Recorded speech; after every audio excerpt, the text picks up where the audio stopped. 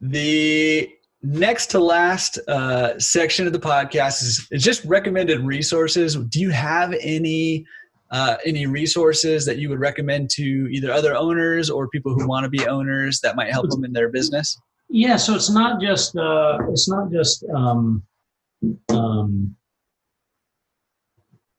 just for laundry people, but for everything else. And look, this book's even 30% off. Look, see, Rich Dad, Poor Dad. Have you read this book? Oh yeah. This is fantastic. It's life changing. Yeah. I try to get all of my employees to read this book. Yeah.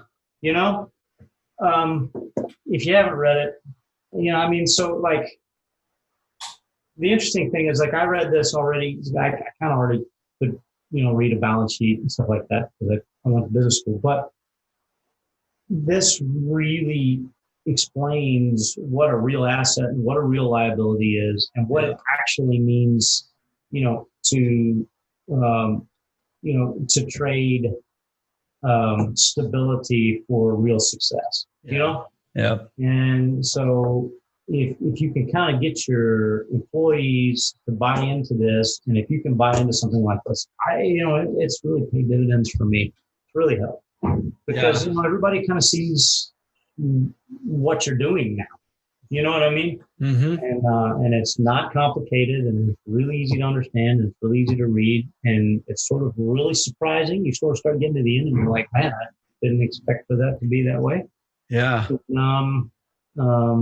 It's a really good thing. So if you can pick that book up, in particular, it's a really good one. Another good one that I really like, for managing people, is called The Talent Code. If you haven't read that one, that one's a really good one to pick up. Talent Code? The Talent Code, yeah. It actually goes through biologically how,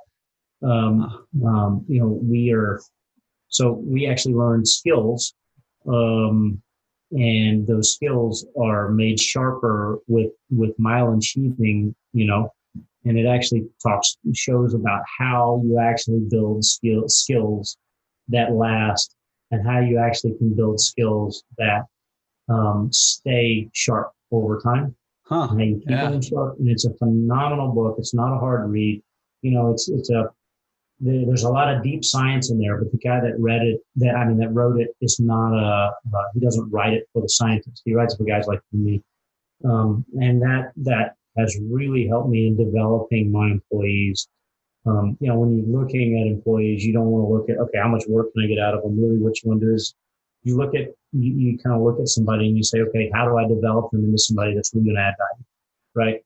Yeah. And number one, when you're hiring them, are they somebody that can make a difference now, and then can they make a greater difference later? That's the person you want. And so that book has really helped me do that. I actually read it in the context of dog training. I was on a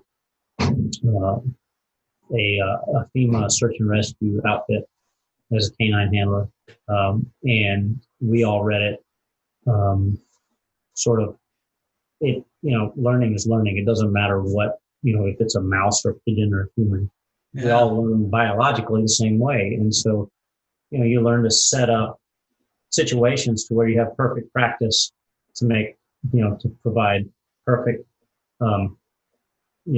execution and that kind of thing. And it's really phenomenal. And it helps me develop people.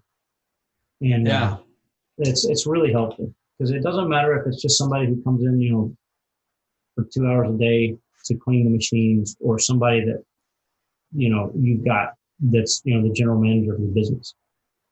You really need that person to not only understand why they're there, but to really more and more effectively and with more and more pride, do the things that they're doing, and to kind of seek more and more responsibility. You get those people and you've really got something special, you can develop them into, you can turn somebody that was cleaning your laundry machines into the manager of that laundromat, mm-hmm. right? That person on day one couldn't have done that, but you can develop them into that. And this book really, The Talent Code, really takes you through sort of a step-by-step way of kind of getting to that.